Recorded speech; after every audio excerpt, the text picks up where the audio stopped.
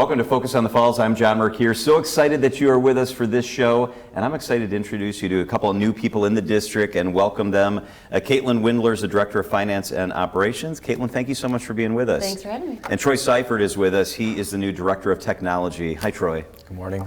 I want to get to know you guys, and we want to hear about your positions and that sort of thing. First off, welcome to the district. We're glad you guys are here. Thanks, you. so happy to be here. Caitilin, what's it like to be part of something from the very beginning? I mean, a new team's being built here in a great district. How exciting is it to be you're on the ground level of a lot of things that are going to be happening here? It's really exciting. I'm excited for our team. The collaboration that's going to happen is just really going to be great. I'm very happy to be here. Troy, you've had success in other districts, and now you've come here to the Falls. I want to start with the same sort of question. What are the exciting points and maybe the challenges of being on the ground level of a lot of new people coming in?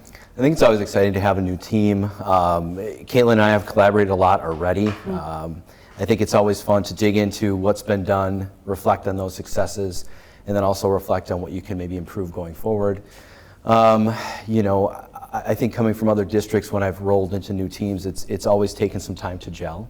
So I think that's going to take some time here too, but I'm like Caitilin, I'm very excited about it as well. All right, I want to dive into what you guys do, because on the district website we always see you and we see your titles, but people don't really have the opportunity to find out what those positions entail, and they're both so important in our district. Troy, I'll stay with you. Director of Technology, we know that involves computers, but it's much more than that. Tell us what the Director of Technology does. I think certain people have their vision of what the Director of Technology does, and I think it's certainly evolved over the last 10 years, especially in school districts. It really has evolved from that person being introduced and in charge of the network to someone who really is in classrooms, working with teachers, involved in curriculum design, and things like that. So in charge of everything umbrella from computers to network to instructional technology integration in a district. But you do still take care of internet, computers, or your team does, right? Yes, the team would take care of that for the most part, and I am very lucky that I've walked into a fantastic team here in the Falls. So I'm trying to migrate some files over from one laptop to another. Can you help me after this? I sure could. I need a lot of help on the technology side. Caitilin, as a Director of Finance and Operations, I think we have a broad sense of what that means, but give us your thumbnail sketch of what your job entails. Absolutely. So mainly the budget. So that is a full year-and-a-half process, and I work closely with our business office team, with our leadership team, with our board, and the community in that whole process in order to be transparent throughout the process and to educate our board and greater community. So that's what I find fun, is the educating piece, and I think that's part of my educator background coming into play there. Yeah. I also have a piece in food service and transportation, Really? in facilities. So all of those components, that's kind of the and operations part of my title. So how do you go from food service to running the finances in a big school district? There are a lot of hats, and it's just a shift of the brain and what you're working on. So a lot of to-do lists. And I kind of enjoy that piece because my role really does touch a lot of pieces of our operations. I think that's fun. Has it been a challenge because of the pandemic, because of what's happening in the world, because finances and school funding formulas and all that stuff seem to change all the time? What's the biggest challenge? The biggest challenge is just, I guess I would say, making sure the budget is balanced, and then long-term planning. So keeping an eye on what the state legislator is talking about in terms of the next biennial budget, and then how are we going to work that into our operations and make sure that we have a long-term plan moving forward. So the school funding formula is very complicated, and we've done shows on it. How do you stay on top of how things change and what the numbers mean and how that applies to the district? Absolutely. So DPI, Department of Public Instruction, is probably our greatest resource, and making sure that I'm on all of their webinars, their listserv, their emails that come out on updates throughout the months and the years.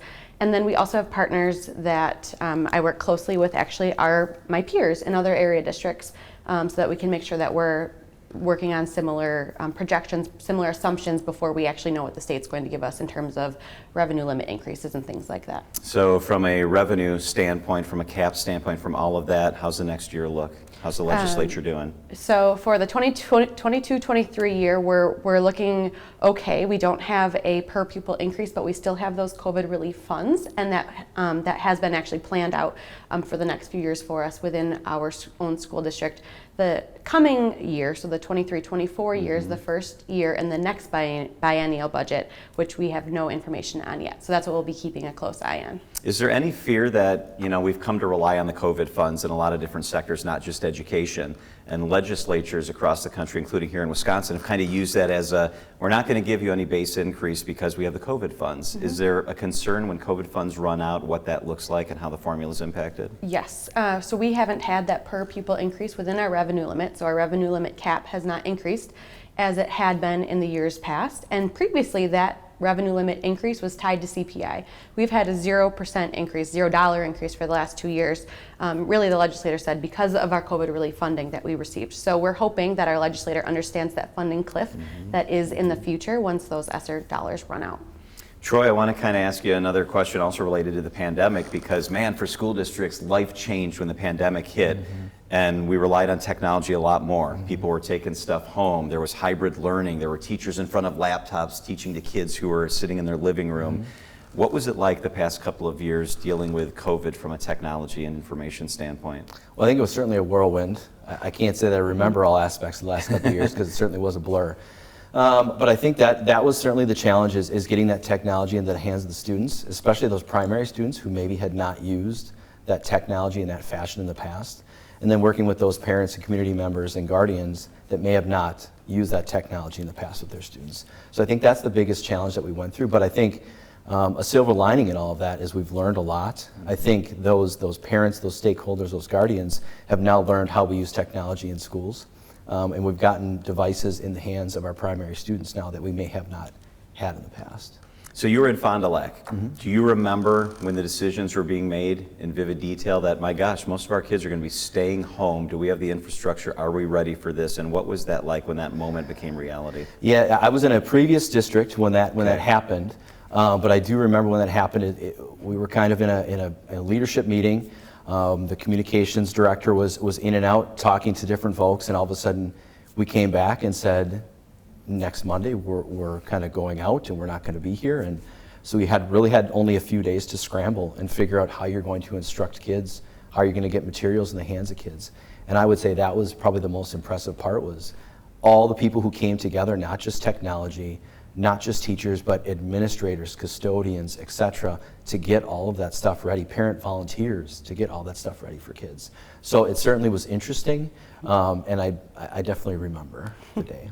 As educators and administrators, what do you think the most valuable lesson is that we learned during the pandemic? I think to be flexible, probably number one, at least for me, because you never know when things are going to change. And I think we just have to remain flexible and meet kids, meet parents, meet guardians, meet students where they're at. What were the challenges, Caitlin, from your seat as we were in the middle of the pandemic? Oh gosh, well, Like where to start, yes, right? I mean really in all aspects. In food service, how are we going to feed our families that still need meals? So we were very flexible in that, and really it just changed our thinking to just be out of the box in every single way, shape, and form than we ever had been in the past. Obviously we didn't need transportation anymore. And then finance, what is this going to cost? We have to buy devices at this point now. We have to buy, there's families that don't have internet or don't have strong enough internet because there's multiple students. We need hotspots. We need additional chargers, all those things. How does that look? And it was just turning on a dime. And honestly, I think it's reflecting now, made us more flexible and kind of more out of the box thinkers moving forward, because we did such a wild thing. We never even thought previous to that day that that would be something that we could feasibly do, and now we did it. So I think it kind of made everybody think a little bit more creatively. Caitilin Windler is the Director of Finance and Operation here in Menominee Falls Operations. So good to have you guys here. And Troy Seyfert is with us, the new Director of Technology here in our school district. Let's get to know you guys a little bit. We know about the job. We can read about the job. I guess I'll start with you, Caitlin. You've interviewed now. You're here. We're glad that you're here. When people say what makes Caitilin Windler tick, what interests you, what's at the top of the list? Hanging out with friends and family, just relaxing. I have a new little guy at home. He's almost 8 months now. Oh my gosh, Cooper. that's so, fun. He is the light of my life, and I didn't know how fun being a mom was going to be until I became a mom. So spending time with him and really my friends and family, all of us watching him grow. We love spending time outside. We love traveling, concerts. All that looks a little bit different now with the family, but still just as fun. All right, so how tough is it as a young mom to come in and Cooper's still at home doing his thing, or Cooper's wherever he is while you come into the office? I am really good at kind of like separating my brain, and I still get app updates from the daycare where it says Cooper ate bananas for breakfast, and I'm like, great, Cooper ate bananas for breakfast. But I have a great daycare support and family support that allows me to focus on my job when I'm here and focus on my family when I'm at home. Okay, you won't say this because you're a very humble person, but you graduated as summa cum laude from the University of Wisconsin-Whitewater. You have a master's degree in education and school business management. I'm getting tired just reading this. Earned a bachelor of science in education with a minor in math. Tell us what it is about Whitewater that helped craft you to who you are. Whitewater is, I would say, so underrated and just such a great community. Developed me as an educator first, and then second, their business program is phenomenal. And it's local. You still feel like you're sort of away from home when you're there, but just a really great educational experience. And I'm happy that I was able to go back for my master's. Troy, where did you go to school? Tell us about your education. So where didn't I go to school is probably a better, you know, I kind of had a long journey. I really didn't know what I wanted to do after high school. My sister had been a teacher. Kind of went in her classroom and sat around and thought, oh, you know, this is something I can maybe do. Love kids, love coaching, so really that helped out.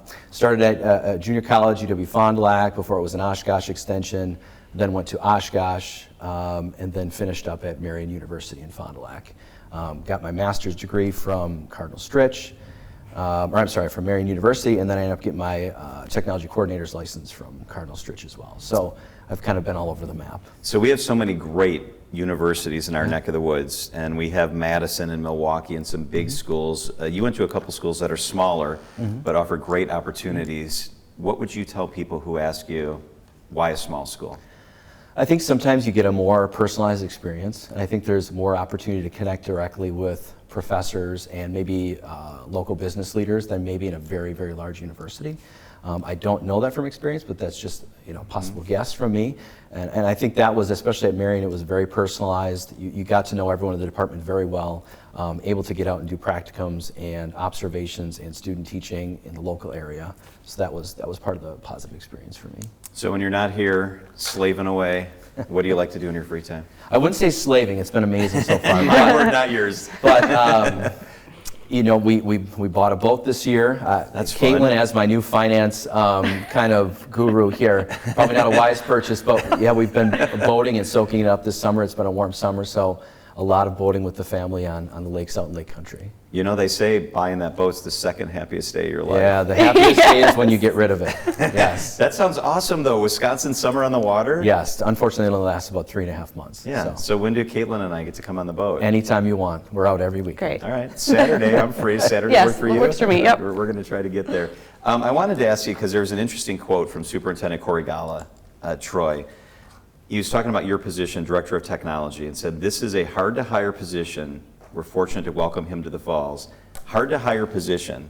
Why do you think that is? What did he mean by that? I'm not sure what Corey meant, but I think it is a challenge to hire because it's, you know, having an educator background. I didn't come from private business. I think that helps. I don't think there's many of us out there that were former teachers, former educators, but also have a technology background. So I think that's the challenge. You know, you can certainly hire someone from private sector who could work out very well and be fantastic. But it's always, I think, nice to have someone who has that educator background and understand what's happening in the classroom, just like Caitlin does. So I think maybe that's what he meant, but I also know that it's a very stressful position at times, and COVID certainly highlighted some of that, not unlike other administrators. So we are getting fewer and far in between for various reasons.